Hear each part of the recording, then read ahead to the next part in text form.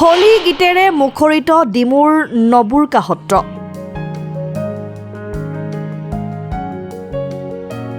শুকুৰবাৰৰ পৰা 5 দিনীয়াকৈ আৰম্ভ হৈছে দৌল মহোৎসৱ। ৭৫খন পতাকা উত্তোলন কৰি হীৰক জয়ন্তী বৰ্ষ আনুষ্ঠানিকভাৱে শুভাৰম্ভ কৰা হয়। কেইবাখনো সত্ৰৰ জ্যেষ্ঠ লোকে অংশ লোৱাৰ পিছত মূল পতাকা উত্তোলন কৰে বিধায়ক তথা ৰাজ্যিক বিজেপিৰ সভাপতি ভৱেশ কলিতাই। পতাকা উত্তোলনৰ পিছতে সমগ্ৰ সত্ৰ চৌহদত দেখা গ'ল উৎসৱমুখৰ পৰিৱেশ। গাঁওখনৰ সকলোৱে আৰম্ভ কৰিলে পৰম্পৰাগত হোলী গীত। ডেকা বুঢ়া যুৱক যুৱতী আয়তীয়ে জুৰিলে হোলী গীত। 5 দিন ধৰি চলিব লগা এই হীৰক জয়ন্তী উপলক্ষে বিভিন্ন কলা সংস্কৃতি প্ৰদৰ্শন কৰা হ'ব বুলি সদৰি কৰিছে আয়োজক সমিতিয়ে। উল্লেখযোগ্য যে লক্ষাধিক ভক্তক আদৰিবলৈ ইতিমধ্যে সম্পূৰ্ণ সাজু হৈ উঠিছে দৌল পৰিচালনা সমিতি।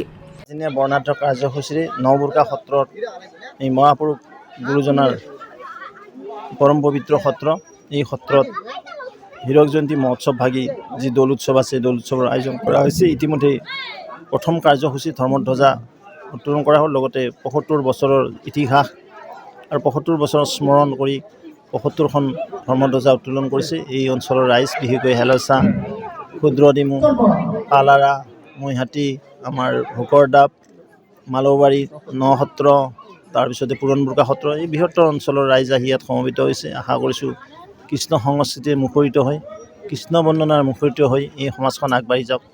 আৰু সকলোকে মই আজিৰ এই পবিত্ৰ দিনত দৌল উৎসৱৰ শুভেচ্ছা জ্ঞাপন কৰিছোঁ। আজি নবুৰকা সত্ৰত শ্ৰীকৃষ্ণৰ ৭৫ সংখ্যক হীৰক জয়ন্তী মহোৎসৱ আজিৰ পৰা আৰম্ভ হৈছে। আজি এই অনুষ্ঠানৰ আৰম্ভণিৰ পৰাই ৰাতিপুৱা প্ৰভাত ফেৰীৰে এই অনুষ্ঠান আৰম্ভ কৰা হৈছে আৰু ৭৫খন পতাকাৰে আমাৰ স্থানীয় বিধায়ক তথা আমাৰ এই ভাৰতীয় জনতা পাৰ্টীৰ অসম প্ৰদেশৰ সভাপতি মাননীয় ভৱেশ কলিতাদেৱে মুখ্য পতাকা উত্তোলন কৰিছে। আৰু এই ৭৬খন পতাকা আমাৰ ওচৰ পাজৰৰ নবুৰকা সত্ৰৰ প্ৰাক্তন সভাপতি, দৌল মহোৎসৱ সম্পাদক আৰু নবুৰকা সত্ৰ গাঁও উন্নয়ন সমিতিৰ প্ৰাক্তন আৰু বিষয়ববীয়াসকলে, তাৰ লগতে পুৰণবুৰকা সত্ৰ, ক্ষুদ্ৰডিমু, ফাকুৱা, আমি এই উৎসৱৰ লগত আমাৰ ফাকু খেলিব লাগে। ফাকু খেলা, ফাকু হ'ল এটা গছৰ গুটিৰ পৰা ফাকু তৈয়াৰ কৰা হয়। ফাকুৰ ঔষধি এটা গুণ সম্পন্ন ফাকুৱা 5 দিনীয়াকৈ ইয়াত উৎপন্ন কৰা হয়। আৰু এই ফাকু যদি আমি আমাৰ যিটো আচল ফাকুৱা, সেই ফাকুৱাটোৱে আমাৰ চৰ্মৰ ৰোগকে আদি কৰি বসন্ত ৰোগকে আদি কৰি বিভিন্ন ৰোগৰ পৰা হোলী গীত আছে আমাৰ। কিন্তু হোলী গীত আমাৰ বৰপেটা সত্ৰই হোলী গীতৰ মানে মুখ্য ভূমিকা গ্ৰহণ কৰিছে।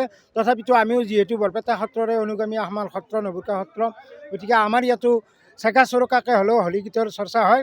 এই চেগতে আমি এফাকি হোলী গীত গাবলৈ ওলাইছোঁ।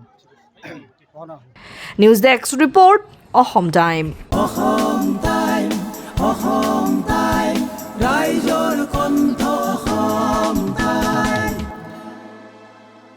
আপোনাৰ প্ৰিয় চহৰ নলবাৰীত নিজাববীয়াকৈ বসবাস কৰাৰ সপোন আছে নেকি?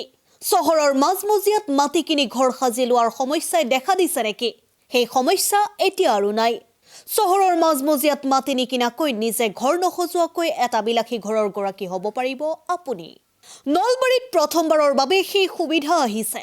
নলবাৰীত প্ৰথমটো ৰেৰাৰ দ্বাৰা অনুমোদিত আটকধুনীয়া এপাৰ্টমেণ্ট এতিয়া চহৰৰ গোপাল বজাৰত নিৰ্মাণ হৈ উঠিছে। আটকধুনীয়া আহল বহল এপাৰ্টমেণ্ট তীৰ্থদ্বীপ এনক্লেভ।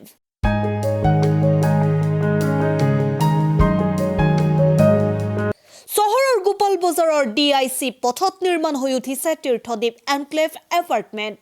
2টা আৰু 3টা আটকধুনীয়া শোৱনি কোঠাযুক্ত সপোনৰ ঘৰ, যথোপযুক্ত গাড়ী পাৰ্কিঙৰ সুবিধা, নিৰিবিলি পৰিৱেশ, যাতায়াত আৰু যোগাযোগৰ উপযুক্ত সুবিধা। আপোনাৰ সপোনৰ ঘৰখনৰ বাবে ন্যূনতম হাৰত বুকিং চলি আছে। পলম নকৰি এতিয়াই যোগাযোগ কৰক 9706010636 আৰু 9954253864 নম্বৰত।